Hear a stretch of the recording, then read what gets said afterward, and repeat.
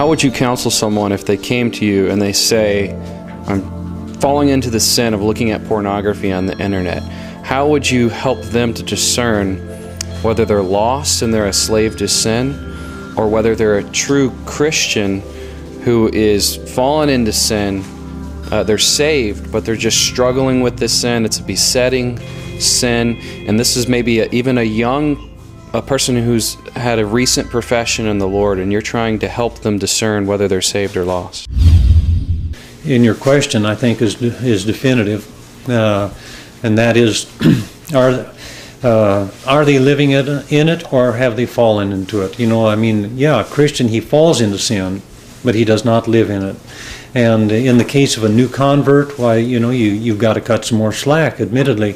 And but the big question is he fighting it? Is he hating it? Is he concerned about it? And if that's the case, he's a new Christian, and he sees it is sin. He realizes he's doing that. He's open. He wants to be free of it. Well, then, you remind him of the glorious gospel. You remind him of what he has in Christ, and that's the burden of Romans chapter 6. How shall we who are dead to sin live any longer therein? You just remind him that it's an impossibility. If you're truly born again, you've got a new nature. You're no longer in old Adam. You're in Christ. Your old sinful self is gone. You're a new man in Christ. And now, Romans 6, it exhorts us to be who we are. It exhorts us to knowing these things, and we lay aside the old man and put on the new man, and just realize that to entertain sin is hypocritical. It doesn't fit us.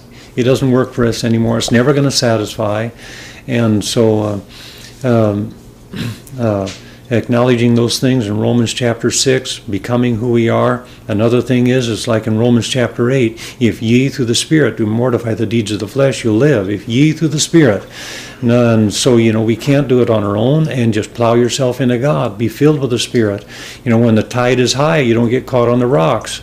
And so, be filled with the Spirit, walk with God, saturate yourself with the Lord, and just throw yourself into His work and His business, advancing your kingdom, and these things indirectly then will fall off. A lot of the way of victory over sin is indirect. It's indirect. You don't address it directly so much, but you just are taken up with the things of God and with His glory.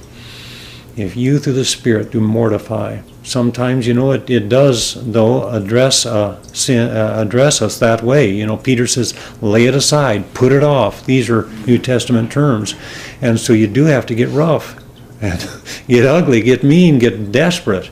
I think a lot of times failure to have victory over sin is just really a lack of desperation, a lack of sincerity. Here's my father. He was not regenerate. He was not a Christian at all, never claimed to be. And over the years, many times he tried to quit the cigarettes.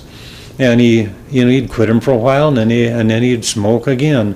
And finally, when he was 70, he saw his grandson, my son, who was about age 5, sitting at the kitchen table, picking up a toothpick, imitating his grandfather smoking a cigarette. When my grandfather saw that, he thought to himself, I am not going to be that kind of an example to my grandson. I don't want to see him smoke. And just like that, my dad quit smoking. He was not even born again.